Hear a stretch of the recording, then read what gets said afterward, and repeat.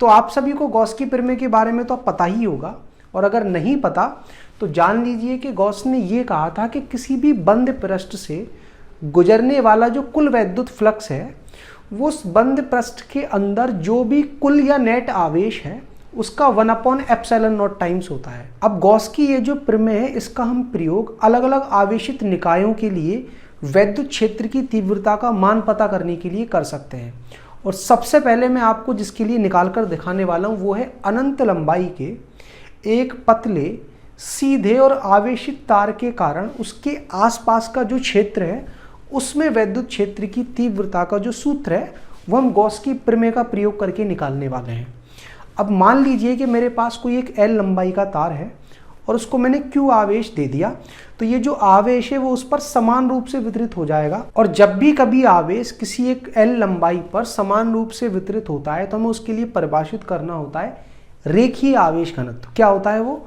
किसी भी लंबाई को दिए गए आवेश और उस लंबाई का जो अनुपात है वो रेखीय आवेश घनत्व के बराबर होता है।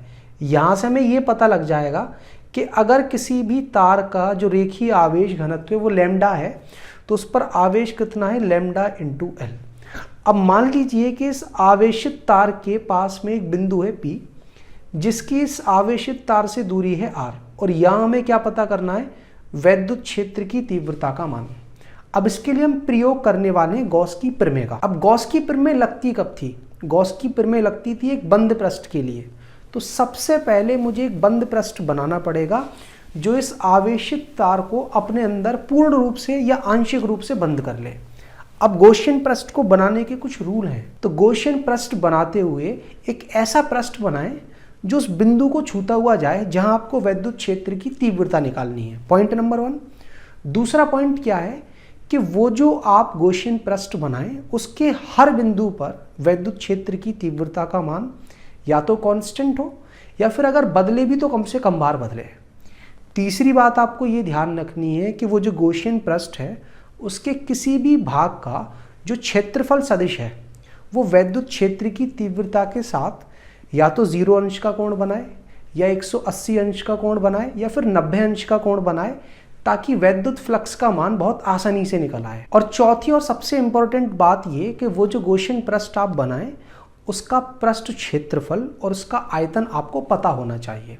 और इन चारों ही कंडीशंस को फॉलो करते हुए यहाँ पर जो गॉसियन पृष्ठ बनेगा वो एक बेलनाकार गॉसियन पृष्ठ होगा जिसकी रेडियस आवेशित तार से बिंदु की जो दूरी है r उसके बराबर होगी, और इस बेलनाकार पृष्ठ की जो लंबाई है वो इस आवेशित तार की लंबाई के बराबर होगी। और अगर आप ऐसा कर देते हो तो इस आवेशित तार को पूर्ण रूप से बंद करने के लिए मुझे 3 पृष्ठों की जरूरत पड़ेगी। एक तो ये वृत्ताकार पटल जो मैंने ऊपर से बंद करने के लिए बनाया, एक नीचे वाला ये वृत्ताकार पटल, और तीसरा ये वाला जिसे हम कहते हैं कर्व्ड सरफेस एरिया। तो ये तीनों के तीनों पटल मिल करके इस आवेशित तार को पूर्ण रूप से बंद कर लेंगे। अब सवाल ये उठता है कि इस आवेशित तार को हमने अनंत लंबाई का तार क्यों कहा था जबकि इसकी लंबाई तो L है? तो देखो, अनंत लंबाई के तार का यहाँ कहने का तात्पर्य यह है कि अगर किसी भी बिंदु की तार से जो दूरी है R वो उसकी लंबाई की तुलना में अगर बहुत कम है तो तार को हम कहेंगे अनंत लंबाई का तार। मान लो जैसे तार की लंबाई है 2 मीटर और बिंदु तार के पास ये 3 सेंटीमीटर दूर, तो 3 सेंटीमीटर की तुलना में 2 मीटर तो बहुत बड़ा हो गया, तो आपका तार कैसा कहलाएगा? अनंत लंबाई का तार।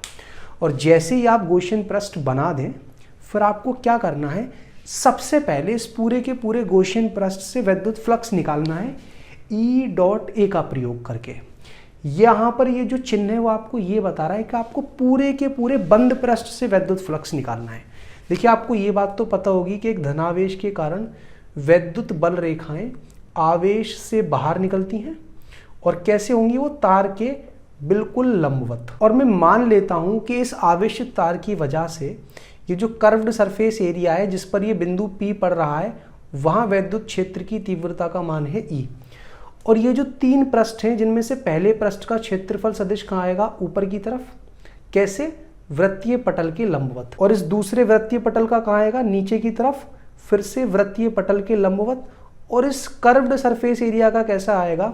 वैद्युत क्षेत्र की दिशा में। चाहे आप इधर की तरफ ले लो चाहे आप इधर की तरफ लोगे, जब भी आप तल के लंबवत लोगे तो वो जो क्षेत्रफल सदिश है वैद्युत क्षेत्र की तीव्रता की दिशा में ही आने वाला है। अब आप ध्यान से देखना कि पहला जो वृत्तीय पटल है और दूसरा जो वृत्तीय पटल है, इन दोनों के जो क्षेत्रफल सदिश हैं वो वैद्युत क्षेत्र की तीव्रता के साथ 90 अंश का कोण बना रहे हैं। और जब भी कभी क्षेत्रफल सदिश वैद्युत क्षेत्र की तीव्रता के साथ 90 अंश का कोण बनाता है तो उससे गुजरने वाला जो फ्लक्स होगा वो कितना आ जाता है, EA cos 90 का प्रयोग करके 0। वहां वैद्युत क्षेत्र की तीव्रता का मान क्या है, पटल का क्षेत्रफल क्या है, मायने ही नहीं रखता, क्योंकि cos 90 का मान तो हमेशा ही 0 आने वाला है। तो ये जो गॉसियन पृष्ठ है इसमें से दो पटल से तो कोई वैद्युत फ्लक्स गुजरा ही नहीं, बचा क्या, कर्व्ड सरफेस एरिया। इससे कितना वैद्युत फ्लक्स पास होगा वो पता करते हैं। देखो उसके हर बिंदु के लिए वैद्युत क्षेत्र की तीव्रता और क्षेत्रफल सदिश समान दिशा में है। तो अगर आप यहां से वैद्युत फ्लक्स का मान निकालोगे तो वो क्या आएगा, E, और जो बेलन होता है उसका कर्व्ड सरफेस एरिया होता है 2 पाई RH, और यहाँ बेलन की लंबाई कितनी है, L, तो 2 पाई RL आ गया, और इनटू में cos 0 का मान कितना होता है, 1। तो यहाँ से आपका तीसरे पृष्ठ से गुजरने वाला वैद्युत फ्लक्स आ गया E इंटू में 2 पाई RL। और जैसे ही आपको तीनों पृष्ठ से गुजरने वाले वैद्युत फ्लक्स का मान पता लग जाए तो तीनों को जोड़ करके आप क्या निकाल सकते हो, नेट वैद्युत फ्लक्स। तो पहले से 0, दूसरे से 0, तीसरे से कितना आ गया, E इंटू में 2 पाई RL। तो नेट कितना आ गया, E इंटू 2 पाई RL। ये हो गई हमारी इक्वेशन नंबर 1।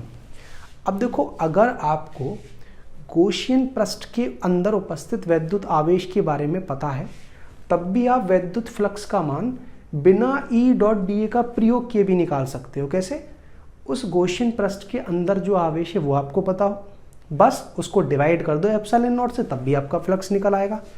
तो दूसरा आप जो फ्लक्स निकालोगे इस गॉसियन पृष्ठ से वो क्या होगा, इसके अंदर उपस्थित आवेश अपॉन में कितना, एप्सिलॉन नॉट। और ये तो आपको पता होगा ही कि इस गॉसियन पृष्ठ के अंदर कितना आवेश है, इस तार का रेखीय आवेश घनत्व इनटू में तार की लंबाई, वो क्या देगी आपको, पृष्ठ के अंदर उपस्थित या इस आवेश तार पर उपस्थित कुल आवेश का मान। तो आवेश आपका कितना आ गया, लैम्डा इंटू L, और अपॉन में कितना, एप्सिलॉन नॉट। तो दोनों ही तरीके से जो आप वैद्युत फ्लक्स का मान निकालोगे, चाहो तो सभी के लिए E.dA करके निकाल लो सभी पृष्ठ के लिए, या फिर Q बाय एप्सिलॉन नॉट करके निकालो, आएगा तो समान ही।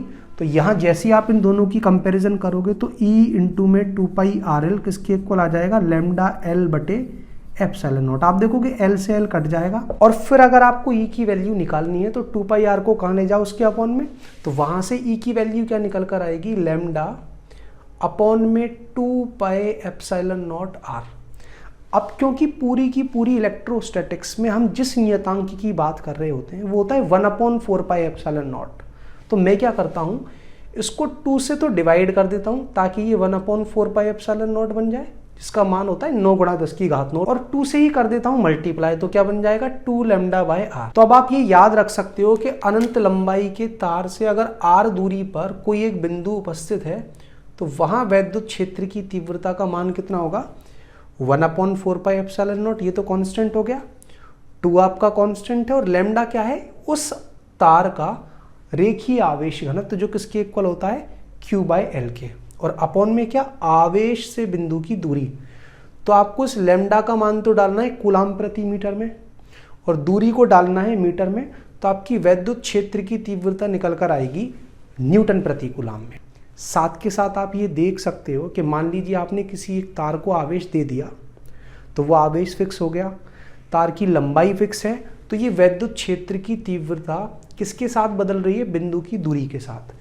जितना दूर आपका बिंदु होता चलेगा वैद्युत क्षेत्र की तीव्रता का मान उतना ही कम होता चलेगा, और अगर R का मान 0 हो जाए तो वैद्युत क्षेत्र की तीव्रता का मान हो जाएगा अनंत। और अगर हम वैद्युत क्षेत्र की तीव्रता और आवेश तार से बिंदु की जो दूरी है उन दोनों के बीच अगर ग्राफ बनाएं तो ग्राफ की जो शेप होगी वो होगी अतिपरवलयाकार, मतलब एक हाइपरबोला। कि अगर आप y एक्सिस पर E ले लेते हो, x एक्सिस पर R, तो E और R के बीच का ग्राफ होगा अतिपरवलय, या फिर उसे कहते हैं हम हाइपरबोला। स्टूडेंट्स अब आपको ये तो समझ में आ ही गया होगा कि अनंत लंबाई के आवेशित चालक तार के आसपास के बिंदुओं पर गॉस की प्रमेय का प्रयोग करके वैद्युत क्षेत्र की तीव्रता का मान हम किस तरह से निकालते हैं। अगर आप ये जानना चाहते हो कि गॉस की इसी प्रमेय का प्रयोग करके एक समान रूप से आवेशित अनंत समतल चादर के आसपास के बिंदुओं पर वैद्युत क्षेत्र की तीव्रता का मान कैसे निकालते हैं, तो आप इस वीडियो पर क्लिक करके समझ सकते हो। अगर आप विद्युत आवेश तथा क्षेत्र से संबंधित किसी भी टॉपिक को पढ़ना चाहते हो तो ये रही प्लेलिस्ट। इसमें हर टॉपिक पर मैंने वीडियो बना रखी है, आप अपनी इच्छा अनुसार टॉपिक को समझ सकते हो। और अगर इस प्लेलिस्ट में वो टॉपिक ना हो जो आप ढूंढ रहे हो तो आप मुझे कमेंट करके बता सकते हो। जल्द से जल्द मैं उस टॉपिक पर वीडियो बनाकर आपको प्रोवाइड कर दूं।